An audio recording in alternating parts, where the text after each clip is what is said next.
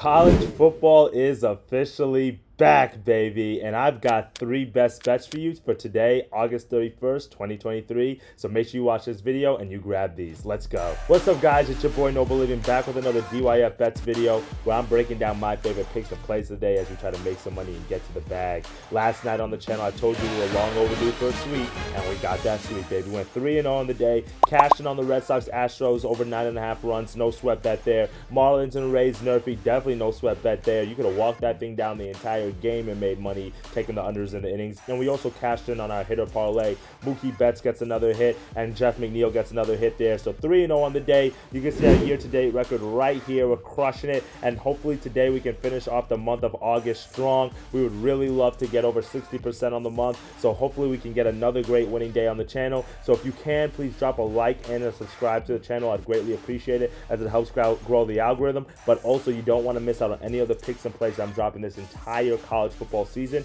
because now is our time to get to the bag and really make some money. Because baseball, I'm tired of baseball now. I mean, I'm still have some baseball picks for you, but it's college football time, it's NFL time, so we're ready for some football here. And I don't know if Kansas is going to make any noise this year, but listen, I've got a few picks and a few players that I really like this year that's going to make us a lot of money. So let's dive into our first best bet. For my first best bet of the day, I'm going to spread here, and I'm going to take Utah minus 2.5 on the first half. Minus 120, pretty standard across the book. Utah starts off this year in a very similar fashion to how they started off last year, and that's a Pac-12 versus SEC matchup, and they're taking on the Florida Gators, just like they did last year. However, unlike last year, this game is a little bit different. Why? Because 1, Utah's playing this game at home, and 2, the Gators are without ultimately their best player and the star of last year's team, and QB Anthony Richardson, who ended up taking advantage of this game, actually, because this was the game that he had the breakout, performance against Utah, and that's what really raised his draft stock and put a lot of people's attention on him, got him national notoriety, and he used that to get drafted in the first round by the Colts. So congrats to him for using this game to really turn up. But I really think this is a completely different Florida Gators team this year, and this is Utah's time to really get revenge on that loss last year. Not only is Anthony Richardson gone, but this is just a completely different team, as they've lost some offensive linemen, as they've lost some people on defense as well. And then also Anthony Richardson, he was a dual threat quarterback. Yeah, he was a spectacular player and he did some amazing things on the field, but a part of the reason why he was so spectacular is because he could throw it and he can run it. But now Florida gets a new quarterback, Graham Mertz, who's coming over from Wisconsin. He's a transfer, and Graham Mertz is completely opposite in terms of Richardson. And when we talk about dual threat quarterbacks, right? Mertz, he does not run the ball absolutely at all. He's like a stone in the pocket, and he's not really that good of a QB at all, in all honesty. Like, he can read the field pretty well, but he doesn't really do too much. And even at Wisconsin, it was a very heavy run offense there. He wasn't really dependent on to do a lot, and when you look at his numbers, it really wasn't that impressive. 19 touchdowns, 10 interceptions for Wisconsin last year. So when you really think about the difference in quarterbacks here, this is not just like a downgrade, this is just a huge drastic change here. So because of that, I think Florida is going to depend very heavily on their run game, and that's what Mertz is used to. He's not used to having the ball in his hands too much and having to lead his team from behind often. So because of that, the run game is going to slow down this a little bit. But the problem with that is that Utes last year was a top 20 defense against the run. And now that Florida lost 50% of their starters on the offensive line, we saw this spring in the spring game, they gave up a lot of sacks. Their offensive line has not opened up a lot of holes from what we've seen so far. And because of that, that's a point of concern, because Utah is bringing back a lot of players on both sides of the ball, especially defensively. And if you already had a top 20 ranked run defense last year, and you don't have a quarterback that you have to worry about like Anthony Richardson, because he's really just single-minded, stand in the pocket, throw it around a little bit, and his accuracy's not all that, Utah is really in a position to be able to take advantage of that. Now, the biggest point of concern is obviously Utah's QB, Cam Rising. Is he going to play or is he not going to play? I personally think he's not going to play. He tore his ACL last year in the Rose Bowl, so a lot of individuals are thinking that he might be a game-time decision. I don't think he's going to play. That's the reason why we've seen this big drastic line movement. This game opened up at minus 9.5 as Utah's favorites, but now it's all the way down to minus 4.5. Why? Because Cam Rising is probably not going to play. But even though if Cam Rising doesn't play, I still have faith in this Utah team, not only because they're playing at home and they can take advantage of that home field advantage that they have. That stadium gets absolutely crazy on game day. And Thursday night college football games are absolutely crazy because there's like nothing else going on in the world, no other games to get distracted by. So I know everybody in Salt Lake City is going to be out there watching that game. And then also at the same time, like I mentioned, they return a lot of their starters that won the Pac-12 championship and the Rose Bowl last year. So because of that, I like Utah to kind of jump out in this game early, feed off of the home energy, feed off the crowd, score a few touchdowns or score a few points, and then put the pressure on Florida not to just sit there and run the ball all day, but now force Graham Mertz to have to make a few plays, and he might give a few interceptions or a few bad incompletions, which can also now stop the clock and then put the ball back in this Utah offense, which is not going to be the same without Rising, but they're still a very potent offense, and they can run the ball, they can throw the ball, they have a lot of they have a lot of receiver options. So because of that, I like the Utah Utes to get out to a quick lead in this game.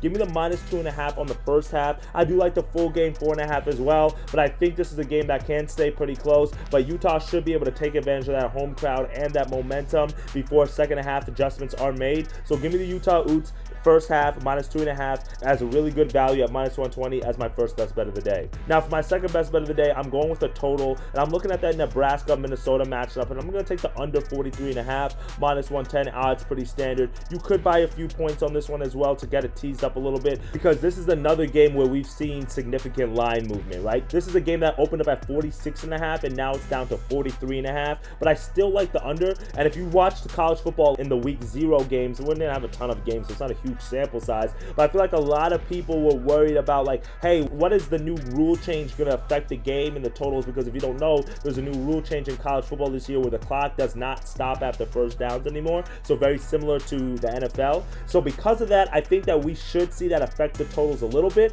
But even last week, a lot of games went under in general, just like, you know, not having to do anything with the less possessions or anything with the clock stopping. And I think this is just a matchup today where we're going to get the under just because of the situation. Not only do we have two Big Ten teams going to face off in a conference matchup, but also we've got a new head coach for Nebraska, Matt Rule, who was the former coach for the Carolina Panthers after he got fired this past year, and he's tasked with turning this program around. Because of that, it's going to take a little bit of time to get this offense and this just team acclimated to just his play style, to the new play calling, to just everything. It's a whole new system that's come into place. He also brings with him his offensive coordinator, Marcus Satterfield, and his offensive scheme prioritizes using a fullback, huddling up on offense, multiple tight ends to control the line of scrimmage, really emphasizing the run game. I mean, the offensive that we used to see in Nebraska, which is that no huddle running gun type of offense, that's not how Matt Rule likes to play. That's not how Satterfield likes to play. I think that scheme alone is also going to slow down this offense.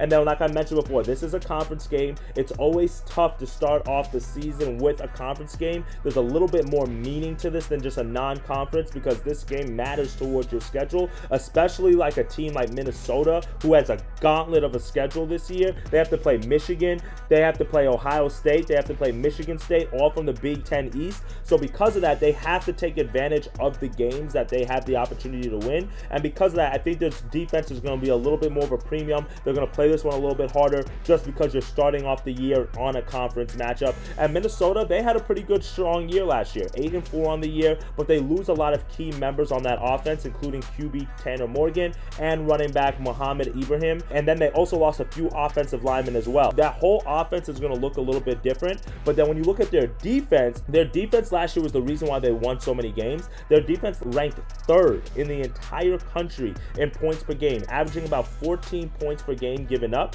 Now, this defense is going to have a few different members on it because of people leaving for the draft, or because of transfers, because of a great year, but the scheme remains the same. So a lot of the same defensive principles that they brought to the table last year, they're going to have in place this year. So obviously a little bit different players, but still the same scheme. So because of that, I think this is going to be a game where these two teams test each other out, try each other out, make sure to see like what's going to work or what doesn't. And as a result, I think we're going to have a low scoring total here and a low scoring game here. We got a conference matchup to start off the first game of the year. So give me the under 43.5 as my second best bet of the day. And you might want to sprinkle some on Nebraska plus 7.5, or even a little bit on the money line, as I do think they're going to put up a fight in this game and maybe even have a chance to win it. For my third and final best bet of the day, I am heading over to the baseball diamond. We do have a small slate in college football and baseball today, so I might have some extra picks as well inside the Telegram group. So click the link in the bio, free group where I'm dropping plays out every single day. Make sure you guys are taking advantage of that. And in the baseball diamond, I'm going with a 2-leg hitter parlay because those things have been working for us. And I'm going with Mookie Betts to get a hit. He's been cashing for us all week, so I'm going to keep running it back. And I'm going to take Ronald Acuna to get a hit. The Braves and Dodgers are playing each other. These are the two leading candidates for the NL MVP. So I think they're both going to go at it today. And if you parlay these guys together, you get to about minus 110 odds or so on FanDuel. And I really like this matchup, right? Mookie Betts has been absolutely on fire for the Dodgers. He's had at least one hit in 25 of the last 27 games, including one RBI in 9 of the last 12 games, and 2 or more hits in 13 of the last 17 games. So his offense has been absolutely on fire, batting over 400 in the last 15 games and over the past month, which is incredible to see. And that's why he's been able to close the gap in that MVP race against Ronald Acuna, because Ronald Acuna has just been equally as impressive. He's batting 345 over the last 7 games, batting 320 over the last 15 games. You know he's going to beat you in several different ways, whether it's the home run ball, whether it's stolen bases. So you might want to take a look at his HRR line. Maybe you want to take a look at his total bases line. But I think Ronald Acuna will be able to get us at least one hit. He's had at least one hit in 8 of the last 10 games, and he's had success against Lance Lynn in the past as well. 3 plate appearances and 1 home run off of Lance Lynn. And you know Lance Lynn's more of a pitch to contact type of guy. So because of that, I think he should be able to get a hit. Mookie Betts should be able to get a hit. You parlay both of these guys together, minus 110. The 2 leading MVP candidates to get a hit. You can't beat that at really good odds value here as my third and final best bet of the day.